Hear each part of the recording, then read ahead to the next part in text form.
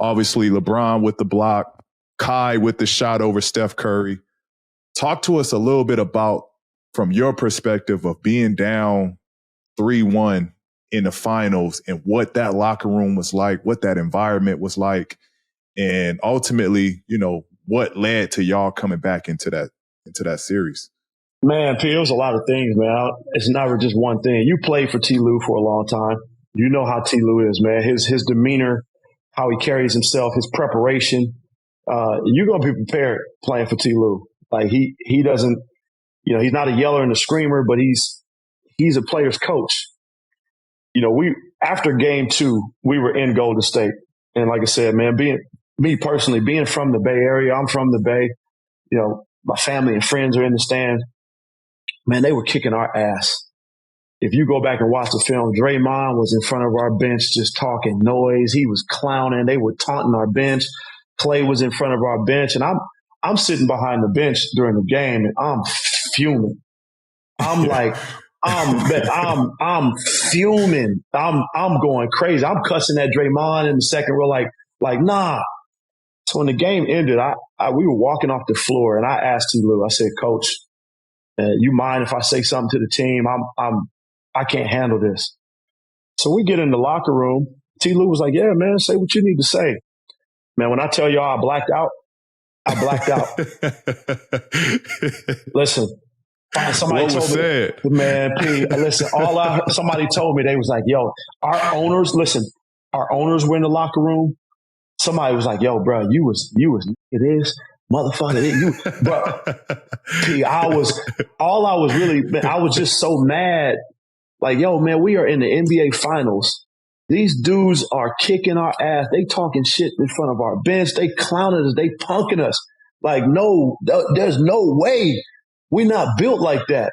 And I just really wanted to just infuse the team in the sense of, come on, man, we got to compete, man. We can't let these dudes, there's no way we can let these dudes punk us like this. And I had a moment, man. I blacked out. It was pretty, they said I was in players' faces and all kinds. And so, we went back to Cleveland, man, and the fellas, they responded. I'm not saying they responded to that, but they responded to just competing. And, we won game 3. We ended up losing game 4. And we get into the locker room, and T. Lue was so calm. And him and Bron, they were super calm. You usually down 3-1, P, people think it's the end of the world. It's not the end of the world, but you still are like, man, damn, these fools got us down 3. You feel that weight, that pressure. You feel it. Man, T. Lue was like, hey, bring it in. He was, I'm going to tell y'all like this. If you don't think we can win game 5, don't get on the plane. And Bron was like, hell yeah. And that was it. Brought it in. Cats went their way. We get on that plane. And man, that game 5, bro, that's probably one of the most historic. Ooh, oh, man. My God. Listen, watching Kyrie and Bron, people can say whatever they want. Draymond was out. I don't care. We still had to win the game. Them cats still had to compete and perform. Man, that's probably one of the most epic duo performances I've ever seen in my life. Them cats went to work, and it was like all they said was, we win game 5, we get back to Cleveland, it's over. And our fans, when we got back to Cleveland, boy, the energy that them, and people tell you, Cleveland fans in the playoffs, it's ruckus in there. Yeah. Especially during LeBron eras, it's ruckus in there, dog. And that fan base, game 6, from tip off, it was like Golden State had no chance.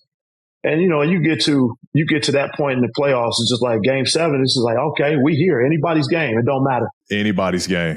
Mm-hmm. Brand new series. Let's just go lay it on the line. But the thing I loved about it, man, was T. Lue. His demeanor never changed. He was just calm, and we were prepared, man. It was a great, again, a masterclass for me of understanding head coaching mentality.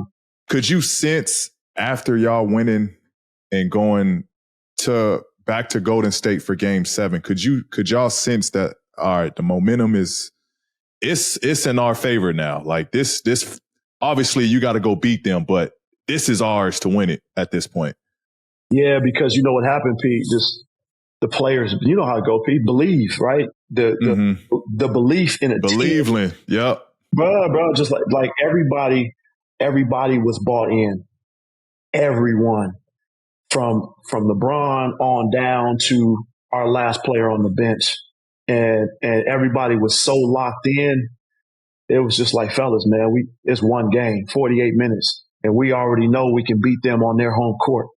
And it was just like, just bring your hard hat. And here's another thing. Game 5, T. Lou had put some money in the locker room, in the ceiling. I forgot how much it was. But somebody told us that story, didn't they? He put it up in the locker room. You remember that old locker room in the Coliseum, P? Yep. He put it up in there. He said, well, yo, we coming back here to get this money for game 7. And it was just like after we won the finals and we was in there celebrating. He was like, hey, y'all thought I forgot, man? We got this money up here in the ceiling. That's awesome. Get that money.